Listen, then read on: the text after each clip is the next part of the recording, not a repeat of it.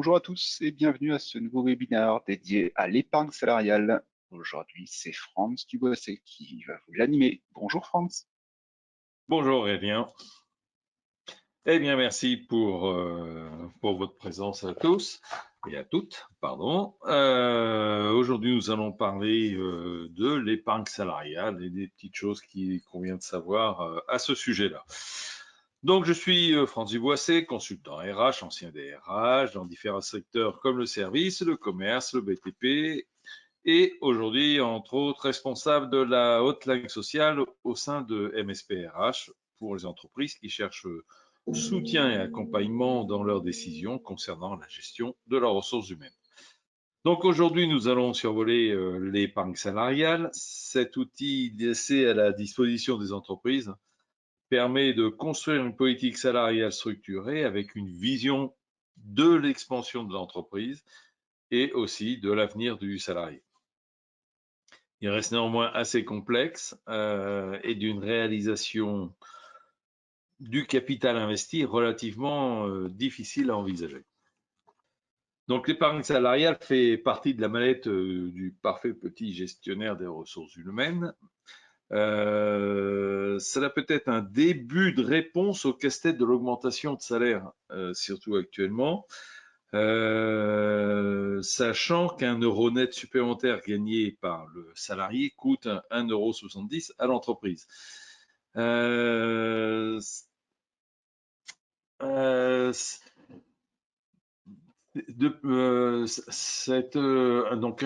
Ainsi, il faut quand même rechercher des alternatives à l'augmentation de salaire pur. De plus, l'effet de satisfaction du salarié face à une augmentation s'estompe dès le mois suivant et surtout est à la hauteur de cette satisfaction est généralement liée à la comparaison faite par le salarié lui-même vis-à-vis de ses collègues.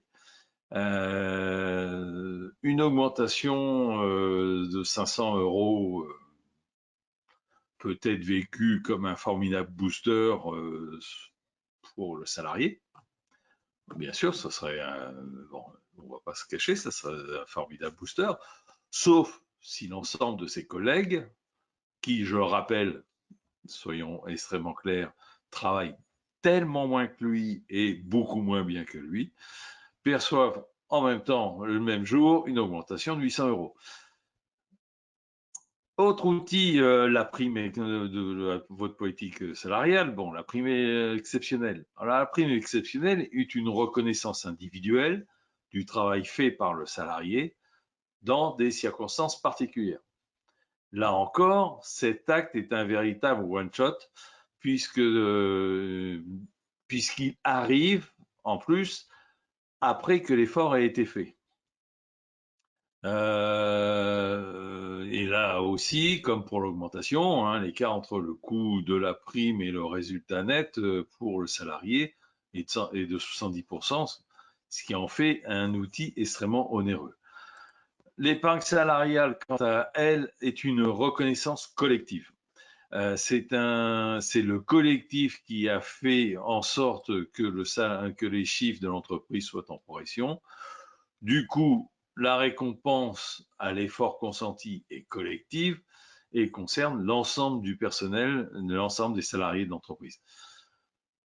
Ça a été dès 1967, le général de Gaulle a mis en place, oui, oui, papy, et a mis en place la première pierre à l'édifice de l'épargne salariale en instituant la participation des salariés aux fruits de l'expansion, en créant ainsi une obligation pour les entreprises, tout en accordant à ce système des avantages fiscaux et sociaux.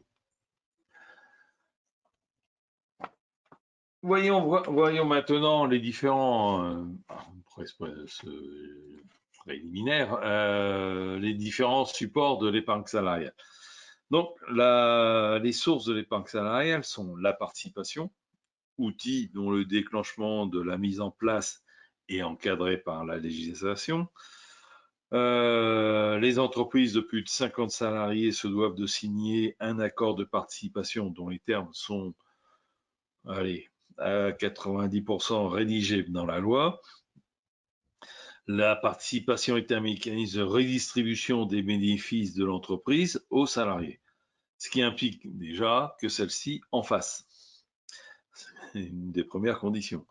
Le salarié bénéficiaire donc reçoit une prime dont le montant est fixé par l'accord de participation. Plus concrètement, la participation prend la forme d'un plan d'épargne salariale qui permet de verser à chaque salarié une part du bénéfice de l'entreprise. Alors que la participation consiste à partager une partie des bénéfices de l'entreprise avec les effectifs, l'intéressement, lui, vise à verser aux salariés une prime liée à une performance de l'entreprise. Celle-ci n'est assujettie à aucun seuil, ni même le haut bénéfice même de l'entreprise. On travaille ici sur un objectif préalablement déterminé et atteint. Donc, la petite dernière aussi, c'est la prime de partage de la valeur, la PPV, ou autrement appelée la prime Macron, ou encore la PEPA. L'avant-dernière, c'était la PEPA. Bon, ça change chaque année, c'est bien. Ici, nous sommes dans une démarche d'attribution d'un revenu supplémentaire désocialisé, ou presque, du fait du forfait social, attribué selon les principes des grandes familles ou avec ou sans différence de montant entre les salariés. Ces sommes sont vouées à l'origine à être versées sur des plans d'épargne, d'où la qualification d'épargne salariale. À l'occasion de chaque répartition de la participation, les salariés ont le choix soit de demander le versement immédiat de tout ou partie des sommes dans le délai de 15 jours à compter de la date où il a été informé du montant dont il bénéficie, soit d'affecter celle-ci selon des modalités déterminées par l'accord à un plan d'épargne entreprise, qu'on appelle le PPE, le PEE, pardon. PPE, c'est autre chose en Espagne. Le PEE, inter-entreprise, le PEI, ou un plan d'épargne groupe, le PEG, et le cas échéant, un plan d'épargne pour la retraite, mais de façon collective, le PERCO, ou un plan d'épargne retraite entreprise, aussi collectif, ce qu'on appelle le PER, mais avec un E, le PERCO, et ça, c'est depuis octobre 2019. Donc, lorsque le salarié choisit de les affecter à un plan, les sommes issues de la participation sont bloquées donc pendant une période de 5 ans, 8 ans en l'absence d'accord selon le régime d'autorité, bon, jusqu'à sa retraite si le bénéficiaire les affecte dans un PERCO ou un PER. Le salarié conserve toutefois, évidemment, la possibilité de procéder à un déblocage anticipé, dans certains cas qui diffèrent selon les plans concernés. Lorsque le salarié ne se prononce pas sur le sort des sommes qui lui sont attribuées, le blocage s'applique par défaut selon les modalités toujours déterminées par l'accord. Dans les entreprises dotées d'un PERCO ou d'un PER avec un ECO, les droits à participation dont les bénéficiaires n'ont demandé ni le versement immédiat ni l'affectation à un PE ou un PEI sont affectés pour moitié au PERCO lorsque celui-ci a été mis en place dans l'entreprise, évidemment, et pour l'autre moitié selon les dispositions de l'accord de participation. Bon, c'est pas simple, je suis d'accord, sauf que vous avez là-dessus d'excellents conseillers qui sont les banques, qui ne tardent pas à venir vous solliciter si vous commencez à leur parler d'intéressement et de participation. Ils en seraient seront absolument ravis. Quel est l'intérêt pour l'entreprise? Là, nous, c'est ce que l'on recherche. En ce qui concerne la participation, il est difficile de parler de gain, sachant que le versement est déterminé par la loi, avec la réserve spéciale de participation, qui est issue d'un calcul strictement arrêté par la loi. Donc, nous sommes face à une contrainte légale de répartir un bénéfice réalisé par l'entreprise. Alors, nous retrouvons ce même mécanisme avec l'intéressement, mais sans la notion d'obligation légale. La seule obligation relève du cadre contractuel qui a permis de mettre en place cet intéressement, parce que cet intéressement est générateur d'exonération fiscale et sociale. Donc évidemment, c'est extrêmement, extrêmement encadré. Restons sur l'intéressement. Il permettra, parce que c'est celui qui est le plus intéressant, il permettra donc à l'entreprise de définir ce qu'elle veut partager et par quels critères de déclenchement les sommes seront versées.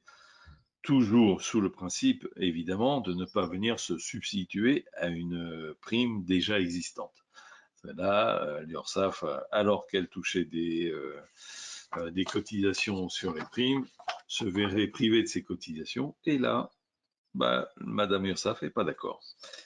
Elle est assez chatouilleuse sur ce principe-là, et c'est pour ça qu'il faut faire extrêmement attention dans le maniement de l'intéressement ou de la PPV. Il permet donc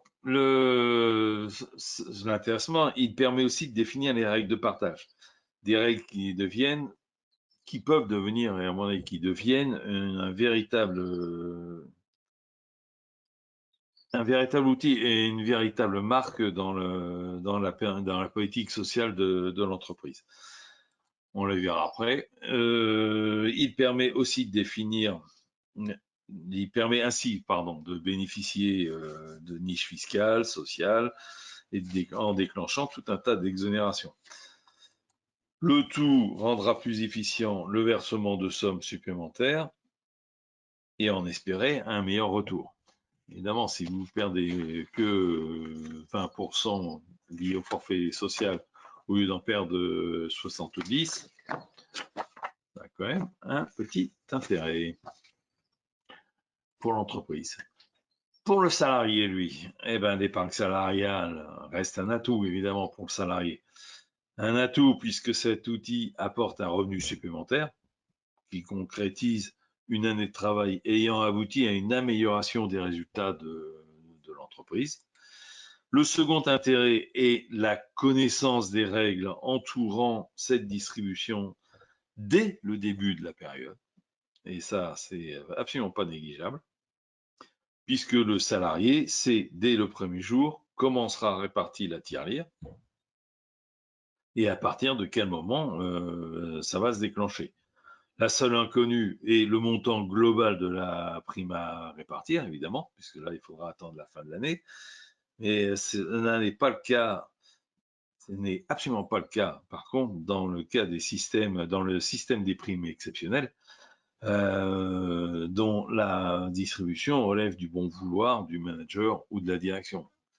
Je verse une prime exceptionnelle à Monsieur Tartampion ou à Madame Machine parce que c'est mon bon vouloir, c'est tout. C'est parce qu'elle a bien travaillé, elle a été gentille. Il n'a pas dit, il n'a pas fait grève. Non, c'est pas ça. On n'a pas le droit de dire des choses comme ça. Reste néanmoins que c'est un versement totalement discrétionnaire. Par ce jeu, par l'intéressement, il sait aussi le montant ne subira pas des minorations dues aux charges sociales, mais comme cela ne rentre pas non plus dans le calcul d'une future retraite, il a la possibilité, lui, de verser ces sommes sur un plan d'épargne de retraite, comme on l'a vu. Enfin, cela peut être l'occasion de démarrer une épargne volontaire, s'il dépose les sommes sur un plan avec un système de blocage du capital sur 5 ans.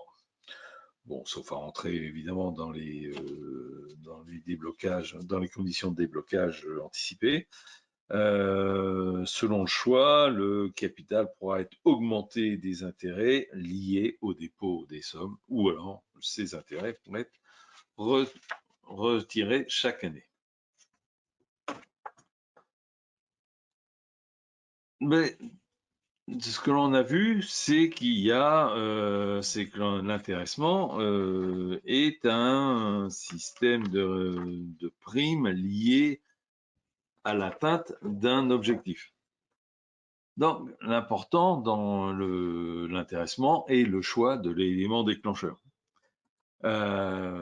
Concernant la participation, bon, le seuil déclencheur et le calcul de la réserve spéciale, c'est-à-dire la somme à redistribuer, est totalement encadré par la loi de 67, mais des aménagements, mais d'ailleurs, à ce sujet-là, des aménagements, on verra plus tard, sont à prévoir, et puisque le gouvernement a envoyé quelques ballons d'essai, des messages dernièrement à ce sujet.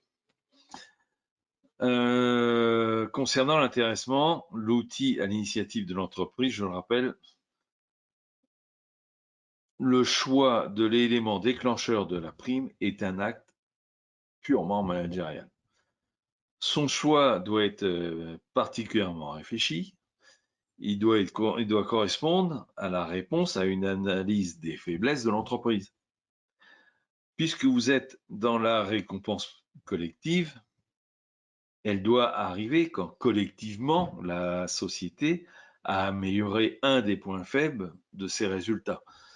Augmentation, je prends par exemple l'augmentation de la marge, si la problématique est la faiblesse des marges dégagées, diminution des frais personnels si le ratio CA-FP sur FP est trop élevé, diminution de l'absentéisme si celui-là est beaucoup trop élevé au regard du secteur, ou tout autre c'est à vous d'analyser les résultats de votre entreprise et de détecter les points à améliorer collectivement.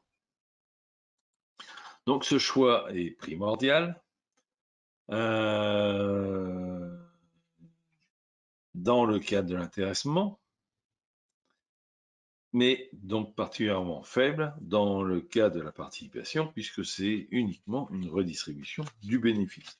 Donc le premier objectif dans la participation, c'est de faire des bénéfices. Vous allez me dire, c'est l'objectif de l'entreprise, normalement. L'objectif est donc de reconnaître financièrement un effort fait collectivement par l'ensemble des salariés de l'entreprise et de démontrer que l'effort paye à la fin, à la fois pour la santé financière de l'entreprise et l'intérêt financier des salariés. Vous comprendrez aisément le rôle que tient la communication dans ce cas-là,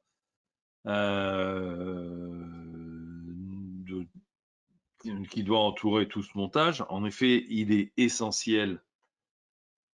absolument essentiel que chacun connaisse l'objectif à atteindre.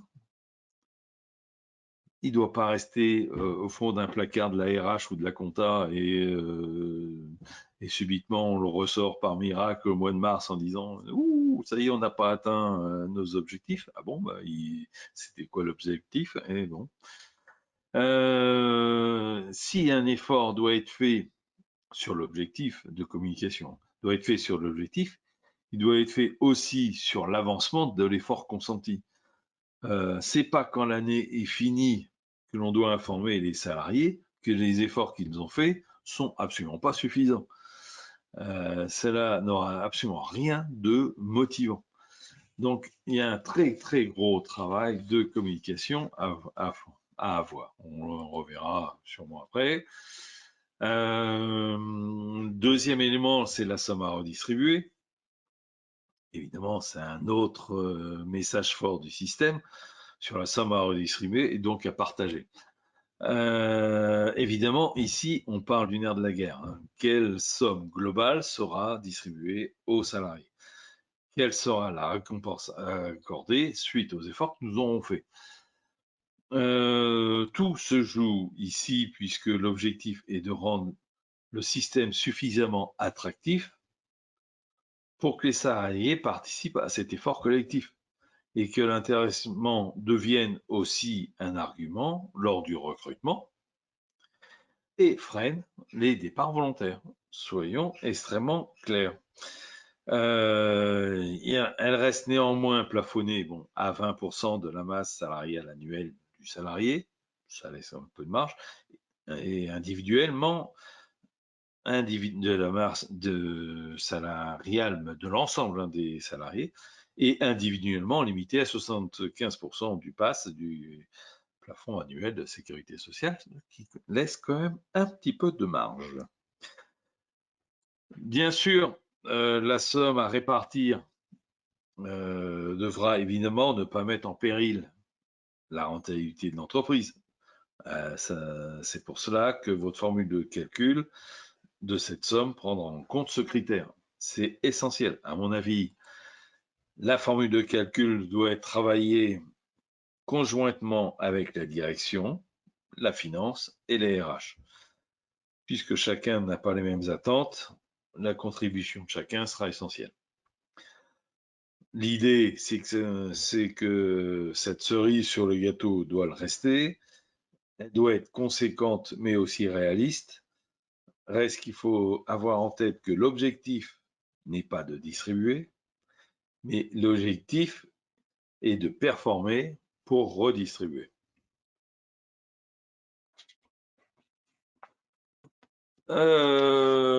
Avançons un peu sur la répartition de la somme, là aussi,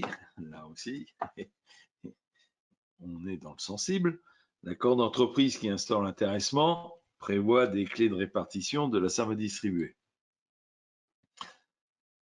C'est évidemment un acte managérial particulièrement concret.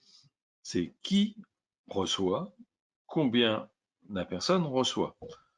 Le qui reçoit, bon, c'est simple, il est encadré par la loi, c'est tous les salariés dont vous aurez déterminé à partir de quelle ancienneté ils devront avoir. Je trouve que ça, c'est limité à 3 mois. Donc, au-delà de 3 mois, vous ne pouvez pas. Donc, vous pouvez limiter vos personnes, vos tributaires, vous pouvez limiter, mais limiter que au maximum à 3 mois. Cet élément se comprend puisque la réussite étant collective, il faut donc y avoir participé un petit peu quand même à cet effort. Donc 3 mois, c'est le maximum, mais c'est nécessaire. À la question combien, la loi permet de choisir entre la répartition en fonction des revenus ou en fonction du temps de présence. On peut évidemment combiner les solutions, mais il faudra être extrêmement précis. Par exemple, 20% répartis de manière uniforme, 60% en fonction de la présence. Bon, et 20% donc proportionnellement au salaire. Rien n'est pas impossible, mais plus vous complexifiez la formule, moins celle-ci sera comprise, et en plus, elle sera sujette à tout plein de discussions sans fin. Enfin, il faut se rappeler que votre seul objectif est que votre entreprise superforme. Je ne suis pas sûr que le salaire, soit un indicateur d'effort individuel fiable. C'est sûrement un domaine dans lequel il me semble qu'un patron peut démontrer que le choix de l'équité est rentable. Bien sûr, ceux qui vont décider de la formule sont généralement ceux qui auront les plus gros salaires. OK. Donc, la tendance sera de moduler la redistribution en fonction du niveau de revenu. C'est là où le courage managérial sera indispensable.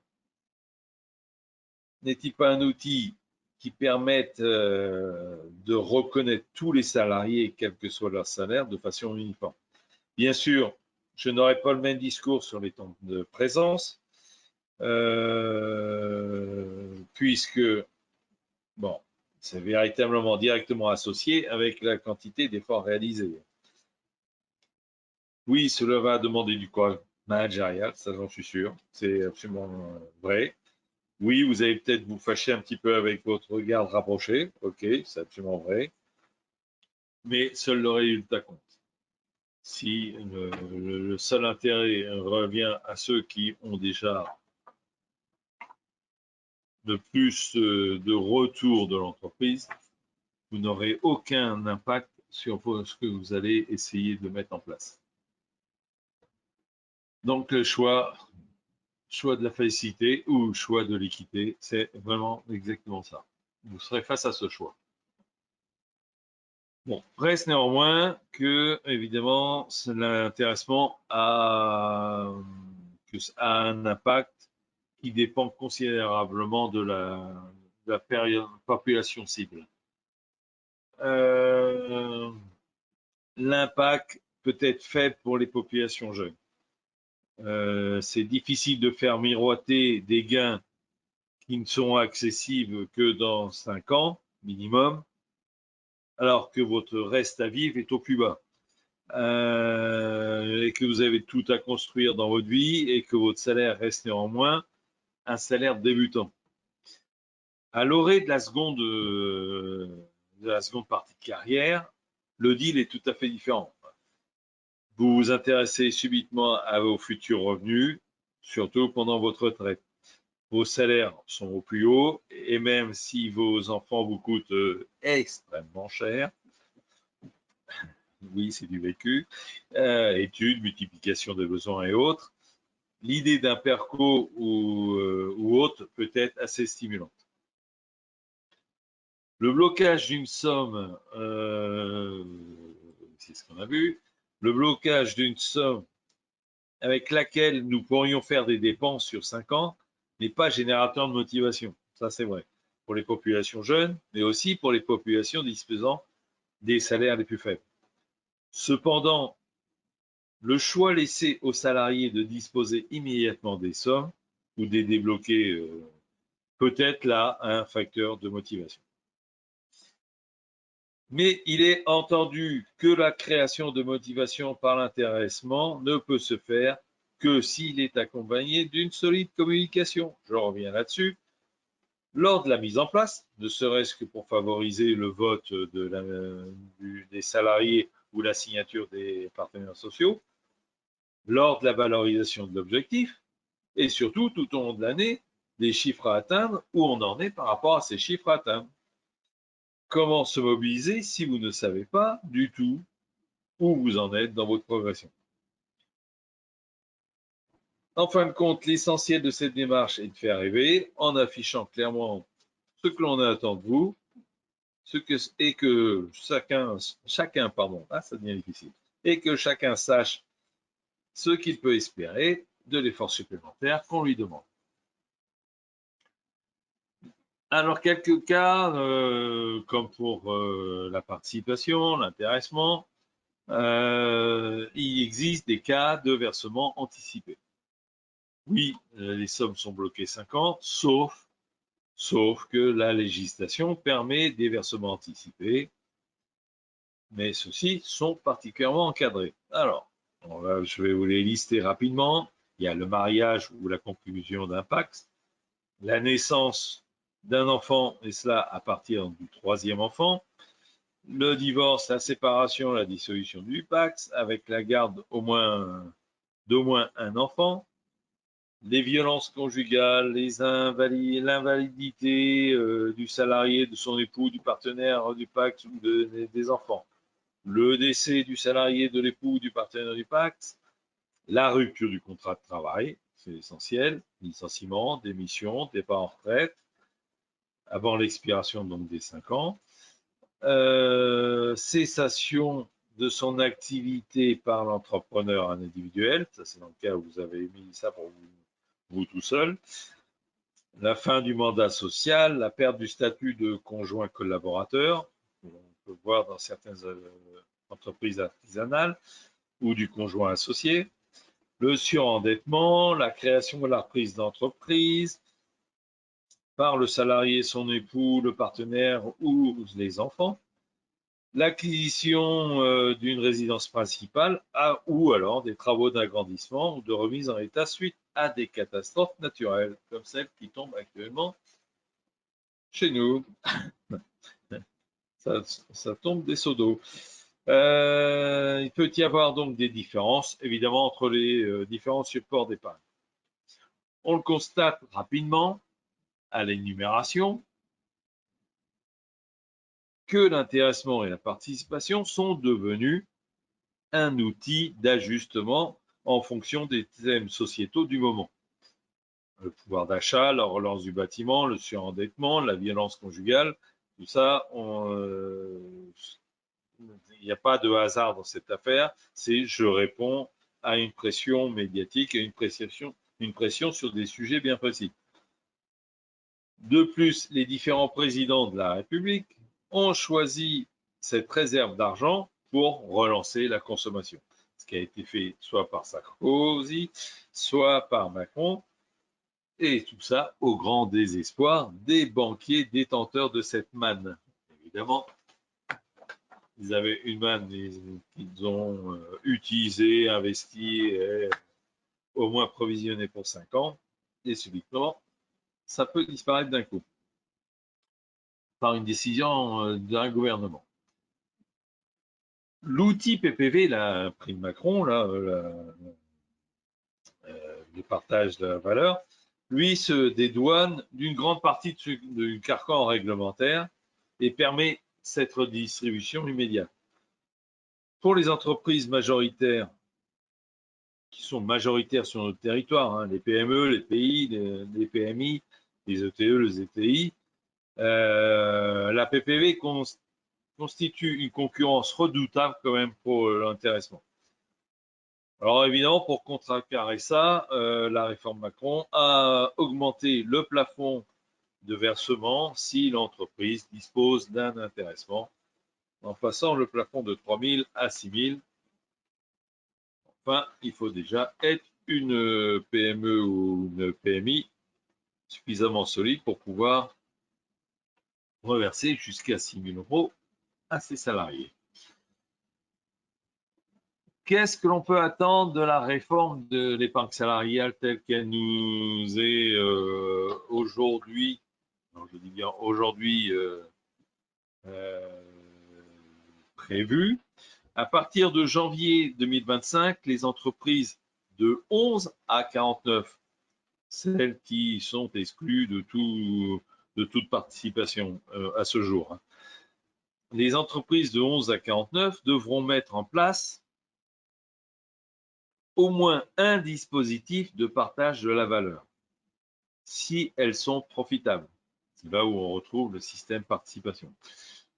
Le bénéfice net fiscal devrait être au moins au moins égal à 1% du chiffre d'affaires pendant 3 années consécutives. Ce dispositif sera au choix soit la participation, soit l'intéressement avec de l'épargne salariale, soit la PPV telle qu'on la connaît. Les entreprises déjà couvertes ou les entreprises individuelles ne sont pas concernées par cette réforme. Pour les entreprises de plus de 50 salariés, disposant de délégués syndicaux, elles devront négocier sur les bénéfices exceptionnels, chose à la mode depuis peu. Donc là aussi, réponse à une pression médiatique. Négocier sur les bénéfices exceptionnels lorsqu'elles ouvrent une négociation sur la participation et l'intéressement. Donc les bénéfices pourront conduire à un supplément d'intéressement, de participation ou à une discussion sur un dispositif de partage de cette super cagnotte, de ce super bénéfice. Donc là, on voit, c'est Monsieur Total qui est dans l'œil du cyclone ou toute autre société ayant fait quelques super bénéfices. Qu'est-ce qui est prévu aussi? Le versement de la prime de partage de la valeur, la PPV. Donc la prime de partage de la valeur, autrefois appelée Macron ou prime exceptionnelle pouvoir d'achat, pourra être attribuée 2 fois par an dans la limite des plafonds totaux d'exonération. Les fameux plafonds que l'on a vu tout à l'heure, 3 000 ou 6 000 si vous avez déjà un plan d'intéressement, un accord d'intéressement. Elle pourra être placée sur un plan d'épargne salariale. Dans les entreprises de moins de 50, la prime restera exonérée de cotisations fiscales et sociales, ainsi que d'impôts sur le revenu jusqu'au 31 décembre 2026. Pour les salariés dont la rémunération est inférieure à 3 SMIC, ce qui nous fait à peu près 75% des salariés. Alors, concernant les entreprises de moins de 50, ça en fait encore plus. La création, autre réforme, la création d'un plan de partage de la valorisation de l'entreprise. Un peu particulier ça. Ce plan de partage de la valorisation de l'entreprise, mis en place évidemment par accord, devra bénéficier à tous les salariés ayant au moins 1 an d'ancienneté, sauf si l'accord décide quelque chose de plus favorable. En cas de hausse de la valeur de l'entreprise, les salariés pourront recevoir une prime de partage de valorisation de l'entreprise. Cette prime pourra être placée évidemment sur un plan d'épargne salariale. C'est un petit peu particulier et je pense qu'il va y avoir pas mal de discussions là-dessus entre le chef d'entreprise, l'expert comptable, le commissaire aux comptes, etc., etc., etc. Chose qui existait déjà, mais qui va être plus mis en avant, c'est l'ouverture de portions du capital aux salariés actionnaires. Les plafonds d'attribution d'actions gratuites donc sont rehaussés. Et enfin, là aussi, vous verrez, vous allez vite reconnaître une pression médiatique. L'épargne verte est responsable, donc les plans, les PPE, les PER et autres, devront proposer un plan satisfaisant à des critères de financement de la transition énergétique et écologique ou d'investissement socialement responsable. Il existe déjà beaucoup de plans qui ont pris en compte ce genre de choses. En particulier Amundi avait déjà ce type de plan proposé. Bon, la seule problématique de ces plans, c'est qu'ils ont un rendement inférieur à des plans dits en action. Ensuite, comment va-t-on mettre en place tout ça? Eh ben, c'est extrêmement simple et extrêmement compliqué. Donc, il va falloir s'atteler à mettre en place cet intéressement. Alors, pour toutes les entreprises, l'accord d'intéressement peut être conclu soit par convention ou accord collectif de travail de droit commun, c'est-à-dire avec un ou plusieurs délégués syndicaux, soit par un accord entre l'employeur et les représentants de l'organisation syndicale représentative, soit encore avec un accord signé au sein du CSE, du Comité social et économique, soit enfin par un référendum adapté à la majorité des 2/3 du personnel. Donc c'est un projet d'accord qui sera proposé, d'un accord proposé par l'employeur. Les entreprises de moins de 50 peuvent, elles, mettre en place ce système, ce régime d'intéressement par décision unilatérale de l'employeur, à condition, et c'est là où tout s'arrête, à condition de ne pas relever d'un accord de branche proposant un dispositif d'intéressement agréé, d'être dépourvu de délégué syndical et de CSE, ou d'avoir échoué dans leurs négociations sur ce sujet si elles en sont pourvues. Il est clair que le plus simple et le plus compliqué, mais le moins contestable, reste le référendum adopté à la majorité des 2/3 du personnel. C'est bon, ça vous oblige à faire un référendum, à faire de l'information, mais enfin, c'est quand même le but du jeu. L'accord d'intéressement prévoit obligatoirement le système d'information du personnel et la vérification des modalités d'exécution de l'accord. Cette vérification se fait généralement par les signataires. Alors évidemment, vous allez me dire si c'est signé par les 2/3, eh ben, ça va être compliqué. Je vous invite dans votre accord que vous avez mis vous-même en place par votre décision unilatérale, de prévoir ici la mise en place d'un comité de vérification d'informations sur le système que vous mettez en place. Il prévoit un préambule aussi indiquant les motifs de l'accord ainsi que les raisons des choix faits sur les modalités de calcul de l'intéressement, les critères de répartition et de ces produits. Et ces produits, ce n'est pas tout à fait inintéressant puisque c'est là où vous allez pouvoir mettre vos différents plans d'épargne, soit épargne salariale, soit PERCO, soit autre. Par ailleurs, l'accord doit préciser la période pour laquelle il est conclu, puisque c'est sur 3 années maxi. C'est toujours mieux de prévoir les périodes. Les établissements concernés, là, vous vous en doutez, les modalités d'intéressement retenues, vous vous en doutez aussi, les modalités de calcul de l'intéressement et le critère de répartition, ce que l'on a vu est essentiel, et enfin les dates de versement. Donc une fois conclu, votre accord d'intéressement doit être déposé sur la plateforme de téléprocédure du ministère du Travail dans un délai de 15 jours suivant sa conclusion et sa signature, ou les élections. C'est la plateforme de téléprocédure est extrêmement simple et tout à fait on s'y retrouve facilement pour déposer. Il n'y a pas de complexité particulière. C'est très pratique par contre.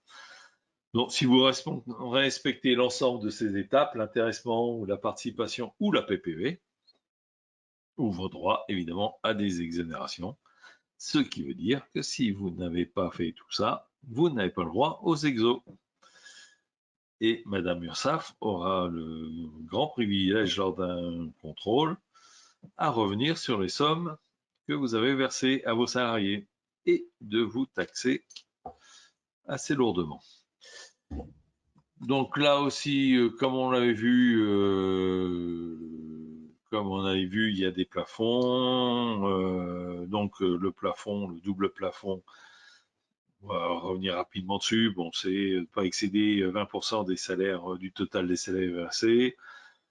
Et pour chacun, 75%, limité à 60% du PAS, du plafond annuel de sécurité sociale. En tant qu'entreprise, vous avez l'obligation de verser à vos salariés les sommes attribuées au titre de l'intéressement, évidemment, selon les 3 critères. Versement immédiat, comme on l'a vu. Donc la somme est perçue au titre de l'intéressement, soit tout, soit tout ou partie, à condition que ce dernier en fasse la demande dans les 15 jours. Ça veut dire que de votre côté, vous aurez mis un système qui permette aux salariés de s'exprimer à ce sujet. Ça veut dire donc que vous aurez fait une lettre à chacun, envoyée au remise en main propre, sur lequel apparaît la somme, la date et la somme à répartir, et sur laquelle vous aurez la personne devra définir comment il souhaite que ce soit versé immédiatement, soit versé sur un compte épargne et lequel et ou sur ce qu'on va voir sur un compte épargne-temps. Et donc, vous aurez précisé les pourcentages de la redistribution. Ce courrier de devoir vous être remis très rapidement puisque c'est au plus tard dans les 15 jours. Donc là, il y a un jeu qui est assez serré à faire. Il faut être prêt avant d'annoncer, avant que vous fassiez votre annonce officielle. Donc, à condition que ça soit dans les 15 jours, on a dit. Soit, alors, donc, le versement automatique sur un plan d'épargne s'il n'y a pas de réponse, hein, évidemment. Donc, en fonction de ce que vous avez, vous, déterminé dans votre accord, ça peut être un PPE, donc on l'a dit, un PEG, ou un PEI, ou un PERCO, ou un PER, ou un PERCO.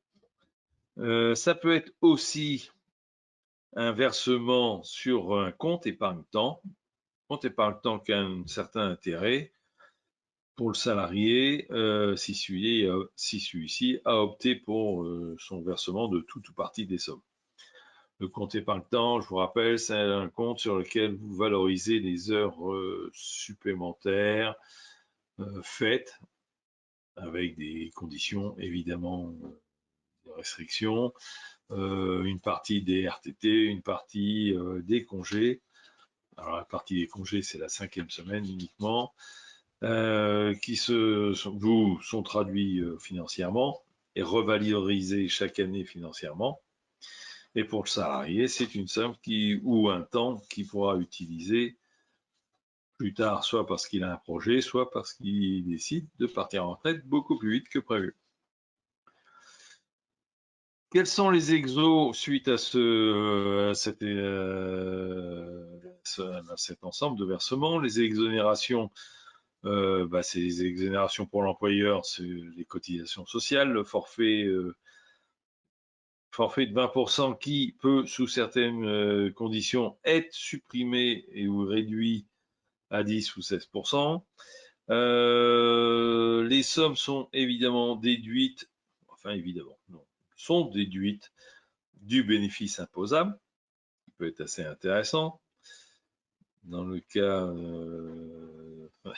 dans le cas de participation. L'exonération de taxes, comme salaire, apprentissage, participation à la formation continue. Et pour le salarié, c'est exonération des cotisations sociales, assujettissement, par contre, assujettissement CSG, CRDS, sans abattement pour frais professionnels.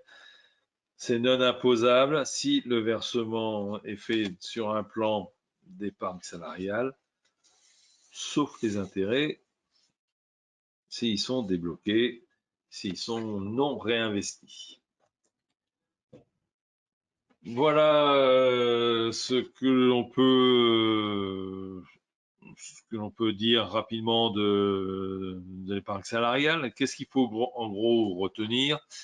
Ce qu'il faut retenir, c'est que l'épargne salariale est un outil de rémunération dépendant des résultats de l'entreprise, ce qui est donc aléatoire. Ce n'est pas une rémunération automatique, c'est une rémunération aléatoire. Que la redistribution est collective, mais qu'elle peut connaître des variations reflétant les politiques sociales de l'entreprise, comme on l'a vu, que sa mise en place repose sur la négociation et l'accord avec les partenaires sociaux ou les salariés, qu'elle donne accès à des exos fiscales et sociales, qu'elle peut être un outil de motivation pour votre personnel si vous l'encadrez d'une très forte communication, et enfin, qu'une réforme est prévue pour janvier 2025 qui étendra le champ de l'épargne salariale. Voilà ce que l'on peut dire sur l'épargne salariale, de façon brève. Sachez que nous pouvons vous accompagner et vous offrir un accompagnement à sa mise en place. Merci pour votre attention. J'espère que ce rapide tour d'horizon éveillera des interrogations de votre part. Sachez aussi que notre service est présent pour y répondre ou vous aider dans votre gestion quotidienne de vos salariés si vous le désirez.